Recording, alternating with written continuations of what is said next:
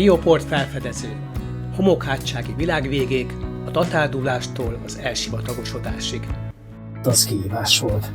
Biciklivel Szangtól Bugacig.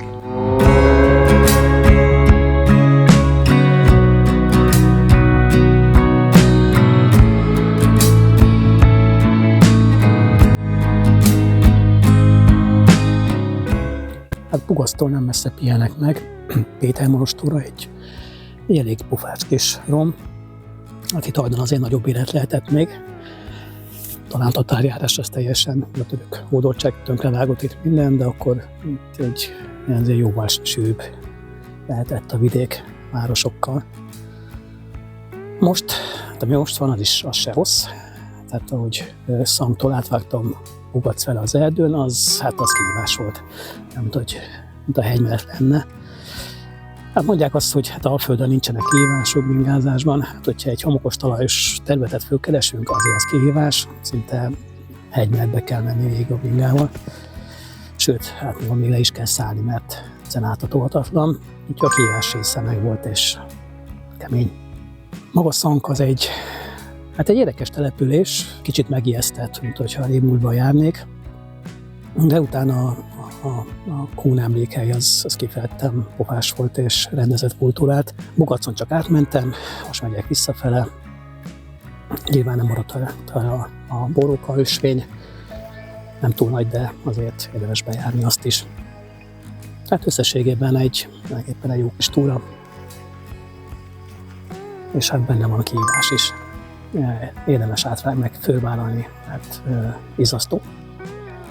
Az előbbi öninterjú némileg ahhoz hasonlít, amikor egy halálra fáradt focistát rángatnak a kamera elé, hogy valami felemelőt és szakszerűt nyilatkozzon a meccs végén, a reklám előtt. Mert tényleg kimerítő volt a terep, és egyben megdöbbentő volt személyesen tapasztalni a pusztulást. Mintha átok sújtotta volna ezt a vidéket, ráadásul sorozatban. A tatárjárás, a törökpusztítás, az elcseszett vízszabályozás és klímaváltozás okozta elsivatagosodás, tűzvész, majd legutóbb én is felkavartam a homokot. A Duna-Tisza közti homokhátság központi része a bugaci homokhát. Kialakulásában fontos szerepe volt annak, hogy hajdan kb. 3-5 millió éve a Duna nem a mostani medrében, hanem itt folyt keresztül, és alakította ki a Holdalék kúpjait. Akármennyire is hihetetlen, de mint az ország központi része, a kora középkorban virágzó kultúrtáj volt ez a vidék, sok-sok településsel, ahol a mocsaras és megművelt földek váltották mozaikszerűen egymást. Ennek a virágkornak a tatárdullás vetett véget, amely gyakorlatilag elpusztította az Árpád-kori civilizációt. A később betelepedő kunok inkább a pásztorkodásra helyezték a hangsúlyt, és ezzel el is dőlt, itt pusztaság lesz. A helyzeten nyilván a török hódoltság sem javított, újra elnéptelenedett a vidék, és csak néhány mezőváros maradt fenn, mint Kecskemét, Cegléd, Kiskunhalas. A 19. századi folyószabályozás, az elvezető csatornák építése csökkentette a vízzel elárasztott területeket, a tavak elszikesedtek, majd kiszáradtak, ahogy már a kutak is. A legújabb kor klímaváltozása pedig visszafordíthatatlanná tette az elsivatagosodást. Az ENSZ élelmezésügyi és mezőgazdasági világszervezete 2004-ben a félsivatagos övezetek közé sorolta a homokhátságot. Jelenleg több víz párológelés távozik kivezetéssel, 700 mm, mint amennyi csapadék érkezik, kb. 500-550 mm. A talajvízszint jelenleg egyes területeken 5-9 méter alá süllyedt, innen már nem tudják felvenni a növények a vizet. A szomorú háttérinfok után kezdődjön a túra. A startpont Szang volt, a kis alföldi falu Bugactól 20 km-re. A település a nevét a Kun Szang vezéről kapta, a címerében szőlő, gondolom homokon termő szerepel, a buszmegállóan pedig a hivalkodó felirat, amely szerint az értékek települése. Az első értéktől majd hanyat vágódtam, és remélem nem a jövőbe kerültem vissza. Az 56-os forradalomra emlékeztető büszkeségpont előterem, mintha inkább a kék cédulák a szorgalmasan gyűjtő kommunista pártnak szolgáltatna igazságot. Természetesen a múzeum már inkább a forradalomról szól, de oda nem jutottam be. Útközben még megálltam egy takarosan unalmas kis parkban, amely a Magyar Történelmi Emlékút és Pihenőpark nevet viseli, ahol az olajipar válságát idéző posatvízű szökőkút mellett érezhetjük át a magyar múlt minden nyomorúságát. Mindezek után volt kellemes meglepetés a következő állomás, a Szang mellett található Kun emlékhely. igényesen kialakított tetszetős félig szabadtéri múzeum, amely elsősorban a kun magyar együttélés viszontagságait mutatja be. Erről majd tervezek egy videót készíteni, mert annyira tanulságos történet a magyar nép egyik legnagyobb történelmi baromsága. Röviden, miközben a mongol birodalom konkrétan felszámolta a tőlünk keletre lakó összes nép államiságát, úgy, hogy tömegeket mészárolt le, és erről a magyaroknak tudomása is volt, az egyetlen külső segítséget az ide menekülő és a fennhatóságunkat elfogadó kunokat eleink a kutyafejű tatárok kémeinek tekintették, a vezetőjüket, Kötöny Kánt a szorgalmas budai polgárok németes alapossággal fel is koncolták. Kunok pusztítva ki, mongolok pusztítva be, a következményeket ismerjük. Bár nem biztos, hogy a kor legkorszerűbb hadseregével szemben biztos nyert volna a magyar haderő a muhi csatában, a könnyű fegyverzető és mozgékony kunokkal biztos hatékonyabban tudta volna tartani a vidéket, és nem lett volna ekkora pusztítás, mely pont ezen a tájékon, a Duna-Tisza között volt a legnagyobb. Utóbb Negyedik Béla visszahívta a kunokat, akik a maguk módján be is rendezkedtek a területen, és sokáig nem volt zökkenőmentes az együttélés a magántulajdon szentségéről már másképp vélekedő magyarokkal. Az évszázadok során azonban beleolvadtak a magyarságba, amit az is mutat, ma már senki sem kunozik vagy beszél kun bűnözésről. Szangtól nem a legrövidebb úton indultam el Bugac felé, hanem északkeleti irányba haladtam. Ezt az útvonalat javaslom annak, aki bringával megy, mert a rövidebb út annyira elhomokosodott, hogy hosszabb szakaszokon kell tolni a dócamarat, erre én is utóbb jöttem rá, amikor arrafele tértem vissza. A homokon való biciklizés keményebb, mint havon, konkrétan ragad a kerék, ezért szinte végig hegymenetbe érdemes váltani. Erdős részeken még neki lehet iramodni, de ott, ahol nem fogják meg a fák a homokot, ott lassú a haladás. Jászszent László közelében a Kalmár erdő bejáratánál álltam irányba Bugac felé. Az Erdei út szép, teremtett lélek nélküli, a piros túra jelzését kell csak követni, egészen az első nagy tarvágásig, ahol elveszettem a nyomát. De azért az irány tartva nem lehetett eltévedni.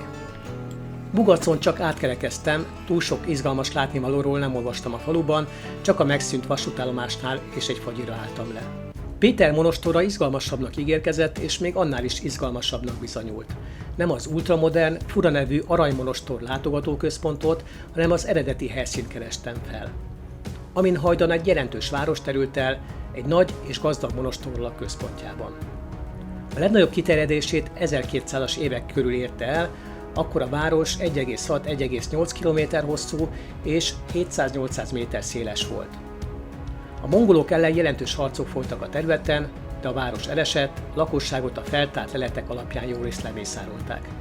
Egy darabig a monostorban szállásolták el magukat a hódítók, majd olyan hirtelen távoztak hazánkból, mint ahogy jöttek. Ennek oka máig vita tárgya, feltehetően túl sokba került a mongoloknak a Magyar Királyság megszállása, az ellenállás túl erős volt, az államiságot sem sikerült felszámolni az uralkodó dinasztia kiirtásával, végül inkább a stratégiai visszavonulást választották. Nyomukban azonban csak a pusztulás maradt a Duna-Tisza közén. Péter monostora után újra átvágtam Bugacon, hogy fölkeressem az ősborókást, és persze az autentikus árvalányhajas magyar pusztát. Volt ott minden, ami hozzátartozik a puszta romantikájához, a csárdától a Gémeskútig, a Ménes menet is elhalad az út, amely végül az ősborókásig vezet.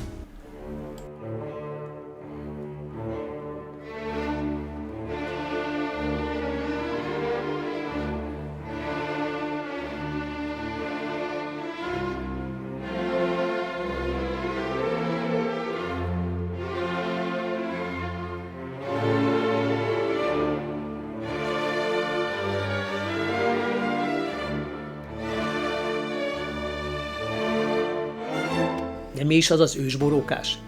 Nem maga a boróka a csoda, hanem a több tízezer éves homoki pusztagyeppel mozaikoló nyáras borókás társulás teszi olyannyira egyedülállóvá a területet, hogy annak jelentős részét elzárták a túrázóktól. Maga a boróka nösvény nem túl hosszú, az Alföldön szokatlanul dímbes dombos, a homokbuckák peremén halad.